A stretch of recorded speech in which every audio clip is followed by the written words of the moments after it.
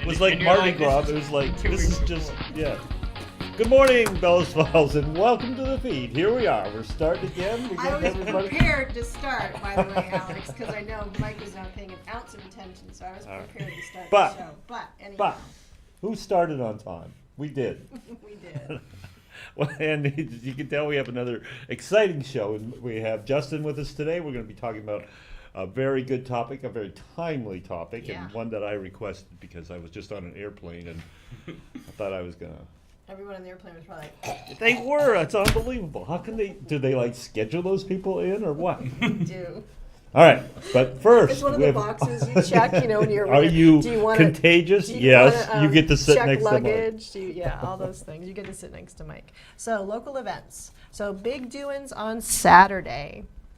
First thing is the Bellas Falls Women's Club is doing a bake and food sale over at the Walpole Middle School. It's from 9 to 2. It's in conjunction with the Walpole Library book sale. So they're going to have baked goods, they're going to have preserves, some gluten-free items, and then some ready mixes in decorative jars. So Christmas shopping. Yeah. And if anyone's ever had anything that was been baked by anybody in the BF Women's Club, then you know it's going to be yummy. They provide the cookies for the Rotary event, so they do a nice job. So that's 9 to 2 over in Walpole at the middle school. And then a couple weeks ago, we had Mary Helen Hawthorne here, and this is the big weekend. It's Saturday, the 4th annual Chowder and Chili Cook-Off from 12 to 3. Starts at the Flatiron. So you go into Flatiron, you pay $5. You get your voting ballot, and they'll give you a map of all of the places that the chowders and chilies are located throughout the town. You go around, you taste all the chowders and chilies, you vote for your favorites, and voting is at 4 o'clock, and then I believe they announce it. I think they announce it the next day, like via Facebook. So support the chamber in BIFTA with that event. And just a quick little plug for coming up the second weekend in November 9th, 10th, 16th, and 17th, is Charles Henry's Final Curtain, another fantastic Main Street Arts performance. We've had a little sneak preview of it, and it's going to be excellent. Yeah. It's a definite.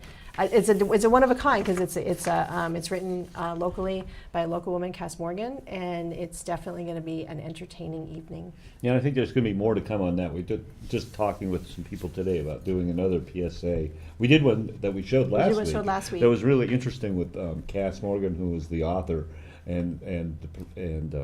but maybe we'll do another one. We'll go out to a dress rehearsal because it is a really amazing. It's a fun play. Like I said, I got to sneak preview of it, and the curtains are just beautiful. They're just beautiful, and how they've lasted all these years. I know that they were restored, but how they were able to restore them to the grandeur that they are is just amazing to me.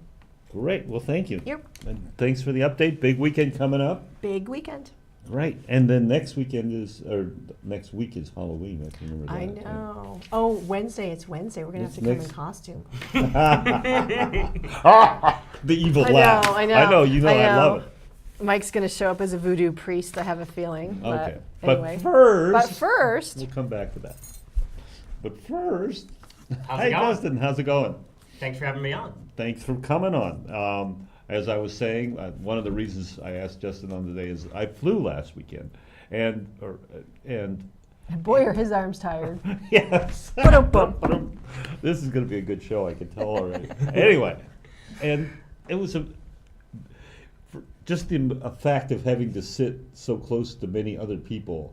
Well, you sound snuffly today. Yeah, well, I'm better than I was yesterday. Mm-hmm.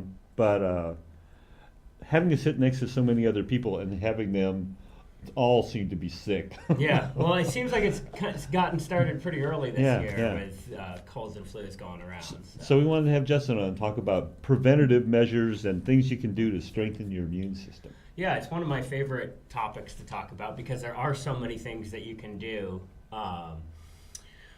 The simplest, or one of the simplest, is vitamin D. I'm a big proponent of, this time of year, the sun is at such an angle that we really can't make vitamin D from it anymore. Not to mention, now that it's all, that we have too many clothes on to really get much sun exposure. So usually right around now, mid to late October, is when I suggest starting to use vitamin D3 supplementation.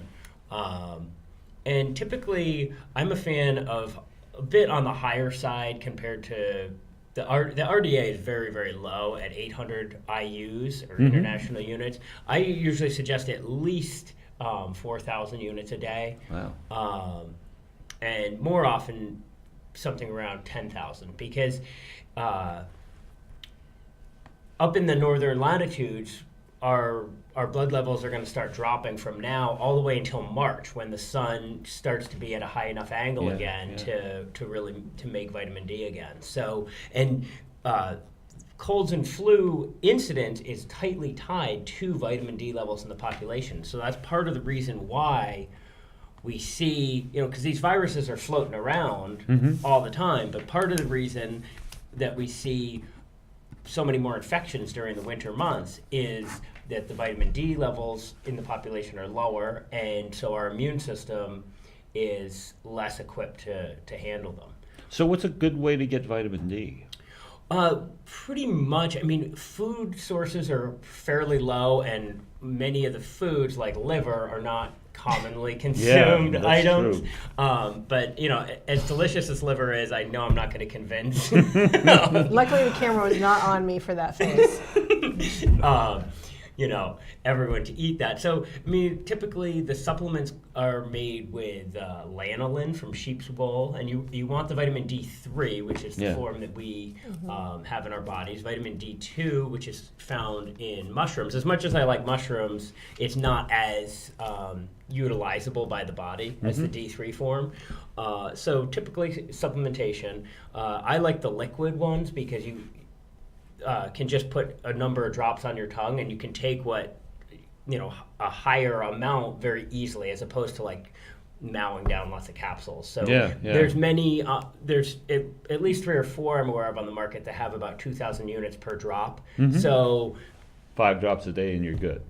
Yeah, 5 drops a day, and a bottle will last one person usually, 3 or 4 months, even at that dosage range. So it's cheap insurance, in other words, to help keep your immune system strong. Is there any repercussions to can I know with some vitamins you can have too much of them? Is there any repercussions to too much vitamin D? It's pretty hard to overdo D. Okay. If you did, it's called hypervitaminosis D.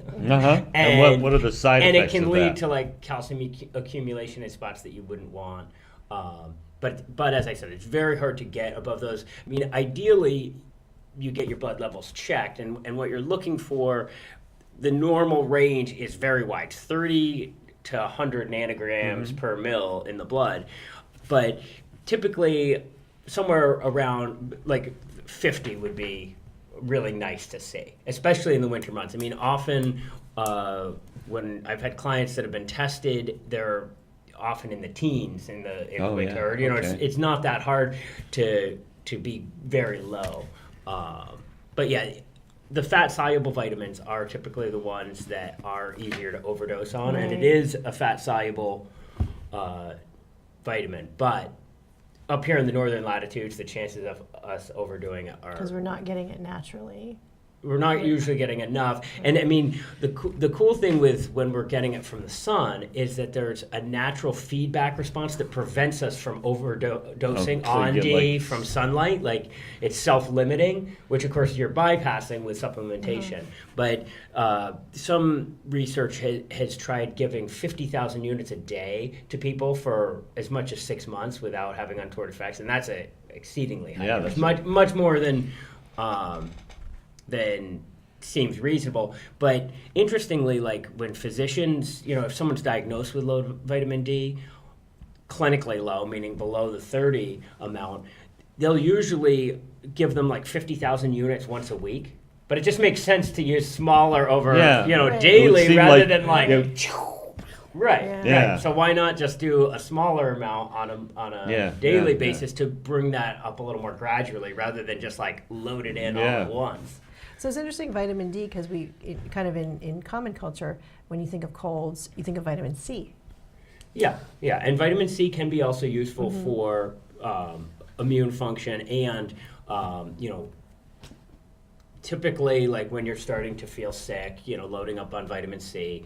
I'm not as huge a proponent of C as some. I think it can be useful, but there's, a lot of people that follow kind of the Linus Pauling idea of like, 10, 20 grams of vitamin C a day. And I don't think that that's really a necessary protocol. I mean, it may or may not be useful, but the repercussions, it can affect bowel movements. Right, I was and going stuff. to say there's more side effects. That's why I'd asked about D. With having too much vitamin C, you can have an immediate. You can definitely have an immediate effect. You can definitely have an immediate effect. 2 bowel tolerance is there for a reason. But yeah, C can be useful, and we think of like. Fresh fruits and avoiding scurvy in the winter months that our ancestors. I hate getting scurvy. But in addition to so vitamin D, I think of more as a preventative. You don't start taking that when you start feeling sick. So right now is when you should be ramping up the vitamin D. This is the time to be thinking about vitamin D, to be taking it so that you are nice and strong for February, when there's no light in the sky and it's -20. So, but then for when you're starting to feel a cold coming on, there are several herbal things that I'm a big proponent of. One of them is this mushroom, the chaga mushroom. For those of you that have seen me on here before, I'm a big fan of mushrooms. And this, it's not even technically a mushroom, but a sclerotia, because it's this very hard. I was gonna say it looks like it's petrified or something. Yeah, or like a piece of wood. Yeah, and it comes right out of a birch tree, and this outer black layer has antiviral constituents to it that are good for colds and flus, and then this more reddish orange interior has these immune stimulating compounds. So it's a double whammy. It has constituents that directly can kill viruses, as well as constituents that help to support immune function. And so you can make a tea with this. That's one of the things I like to do in the winter is keep a pot of the tea on the back of the stove, and then if I'm feeling a little bit under the weather, have a cup or two of it throughout the day, and it makes a pretty tasty beverage. What's it taste like? It tastes kind of like black tea or coffee in the body of it, but without the acidity. And usually, I knew that was coming. And usually for beginners, I suggest like chai spices, because you can make a really tasty chai that you wouldn't really even distinguish from a normal chai with it. But it tastes like coffee without the acidity. Yeah, and it's even got a little stimulating property to it. Like if you take too much of it before bed, I've found that it can keep you almost up. Like a little caffeine. But if you just have like 1 cup before bed, it can give you very intense dreams with good dream recall, which is quite an interesting anecdote about it. But I make a combination with this and elderberry and echinacea, and some honey and brandy and some blackberries and raspberries to make a nice portable syrup type of thing that you can take when you first start to feel a cold or flu coming on. So you make that as part of Sweet Flag Medicinals, or? Yeah. I call it chaga elderberry elixir, and combining some of my favorite immune herbs, because elderberry, one of the cool things about it is it tastes good, which a lot of herbal medicine does not, and has great properties against the flu. It actually, inhibits the replication of the flu virus. So that's a good one to have in anyone's medicine cabinet, because kids like it, especially you combine elderberry and honey. You've got something that. And is this more a preventative, or kind of as you feel the flu coming on, or is it a little bit of both? It's a bit of both. Okay. You can take it preventatively, a spoonful every day. And then ramp it up when you feel it coming on. And one of the reasons I add echinacea to my formula is that's really good to start when you feel something coming on. Because sometimes it's just easy to not be doing something every day. You plan on it, and then you kind of, So echinacea works quite quickly, and it's got this kind of numbing effect. So it helps to, as you take it, it helps to numb like a sore throat. So it's got symptomatic relief, right. Almost as well as immediate relief. Yeah. So and there's a couple different species of echinacea, and the one that I use, the angustifolia, I think tends to be more potent. It's more expensive on the herb market because it's not as easily grown. Like the one that, if you know anyone that grows echinacea locally, it's the purpurea, and that one is good, but it just isn't quite as strongly effective, I find. So I like to use the stronger of the two. Neat. So where would someone how do you get the chaga? Like if you're not going to go out and mushroom, like do you do chaga powder to make tea, or how is it accessible? I mean, it's pretty accessible online. I mean, unfortunately, this is a slow growing mushroom. Like this particular one here is probably, I would say, at least like 5 years old. So it's getting over harvested in some places. Like we have it here, but it's not super abundant. Like in the White Mountains and further north in Vermont, there's much more of it. But as it's getting more cachet, it's not easily cultivated, and the cultivated stuff doesn't have the same properties because it's not grown on birch trees. The cultivated is usually cultivated on something like brown rice or another grain, and part of the properties of this is constituents from the birch tree. Right. Makes sense. That it's concentrating. Mm-hmm. And so there's still plenty of it, but it's definitely something to be mindful of, and not just. And that's where I collect and sell a certain amount, but I'm sometimes I'll have foresters stop in and be like, hey, if you ever need any chaga, here's my card. And I'm like just a little skeptical because it's like, are you just these people are out in the woods every day, but it's like, are you grabbing every single one of these you see? How are you going about doing it? Right. Or leaving some to grow and only and it's you would leave. It's not on a lot of trees. Even though it grows on birch, like you have to check a lot of trees before you find one that has it on it. But this is totally. Are in some forest management plans, do they cut birch as part of the fixing the making the Probably. Yeah, and I was wondering if that's where they might see it. If you're, because we get birch log every once in a while in our firewood. We'll get birch. Right. And it's like, oh well, maybe there was chaga growing on that tree that they were cutting down anyway. Probably. And of course that's a great place to harvest. And I've definitely talked to loggers who are like, oh, I wish I knew about that because I probably. Yeah, they're probably throwing it out. They're probably like, look at what's this big wart on here. Big knot. So it's definitely a resource that we have. We just have to be, somewhat mindful that it is finite. But you do see it more often. Like this, I was at like it was either the Garlic Festival or one of the state fairs, and there was a booth that they were having tastings of chaga, and I was trying to remember. Then I said, "Oh, Justin, I remember Justin." Yeah, so it's definitely gaining that popularity, and in addition to its cold and flu properties, it's also a good mushroom for cancer, and so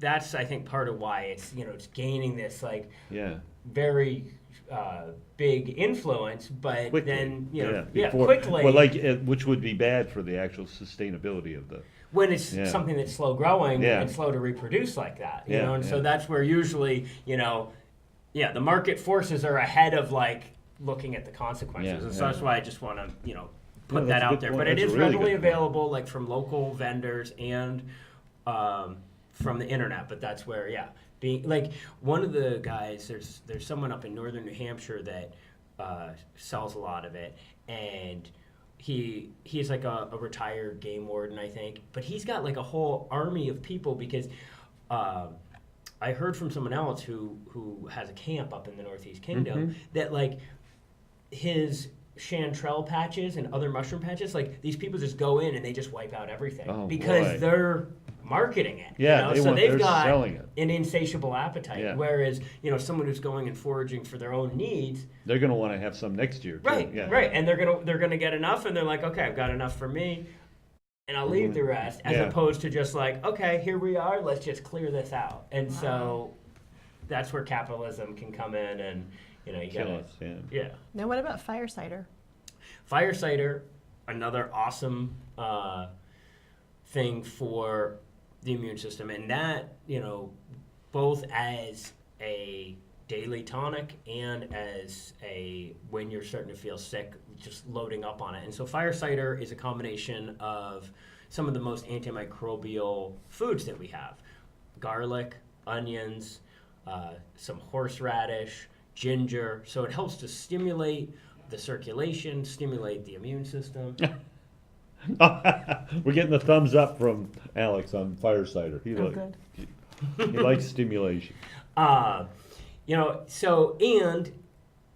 one of the things I also love is that it's all foods, so it's like extremely safe. Pretty much anyone can use it. You can use it as a salad dressing. You can't overdose it. You could. You could. Never mind. Right, but Mine's tried. But you can definitely go from a teaspoon a day for just prevention to taking 3 tablespoons a day because you're feeling lousy and really want to knock it out. It's definitely a favorite, and some would say it even tastes good.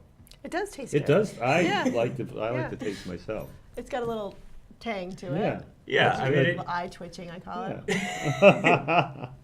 But interestingly, I've actually had people who don't even like spicy food at all who've gotten a taste for it. This one client who doesn't even have black pepper in her kitchen. Really? And I was very skeptical because I was like, I don't know if this is gonna go down, and she loves it. I don't know. So that's a simple preventative daily practice made with regular foods, and you sell fire cider. I sell fire cider, but it's also one that can easily be made at home with common ingredients. I'm such a lazy girl. I'd so much potluck fire cider for you. No potluck fire cider for me. I'd so much rather just buy it pre-made. Well, that definitely. It is a pain. When I make it, I actually have found that I need to use a respirator mask. Because of and swim goggles. That's funny. See, that was prohibitive enough for me. After hours of just crying the onions are nothing compared to the horseradish. Especially if you get some really horseradish can vary too. And now I figured out that if you grind it and then let it sit for a day before further processing it, it gets even stronger. Really? Well, because basically, the heat in horseradish is a mechanism for preventing animals from eating it, and so in the cells itself, it's actually not hot. It's when the cells get broken. There's one constituent that an enzyme breaks down, and so if you break it up and then let it sit for a while, you're letting that enzyme do its work and get even hotter. One time I was thinking the horseradish wasn't that hot, and I put my nose up to the food processor and took a sniff, and it was getting kicked in the face. I was like, okay, well that was stupid. So that kind of is another. Again, in maybe when you feel the cold coming on, isn't that a good thing to maybe add some spice to your foods too? Having chicken broth, throw in some red pepper to help. Yeah, and that's stimulating the circulation, and simple teas I often will suggest to someone in the throes of a cold or flu to take thyme right out of your kitchen spice cabinet, and ginger, and make a thyme ginger tea. Thyme is really strongly antimicrobial. I didn't know that. And just the dried thyme you buy in the grocery store. Yeah, obviously the fresher the better. It can be dry, but the better quality, the more it's gonna have. But just the thyme and ginger. And the thyme has a ton of antimicrobial constituents that you drink it as a tea, and then it goes into the bloodstream, and then you exhale it out the lungs. So any bacteria in your lungs are getting these antimicrobial constituents. Boy, that's good. And the ginger's helping to warm you up and stimulate your circulation to get your immune system really working. So that's a really nice just kitchen remedy that And you add a little honey, it actually tastes a lot better than it sounds too. Yeah, I was there like, ugh, but yeah, I mean, because we think of thyme as a savory stuff. Yeah, but it's but with the ginger, doesn't taste bad. No, It tastes good. Right. Yeah. Right. Yeah. I was doing some research yesterday about this broth that I'm doing right now with the cleanse that I'm doing, and one of the quotes from two of the quotes from the doctors, Dr. Beeler, is that food is your best medicine. And then the second quote was, treat disease with food rather than medication. And I think that's, especially when it comes to colds and flus, because a lot of the over-the-counter stuff, it treats the symptoms, but you got to let a cold run its course. So why not treat it with food that's going to enhance your, right. none of the over-the-counter remedies boost your immune system. They just treat the symptoms. They're all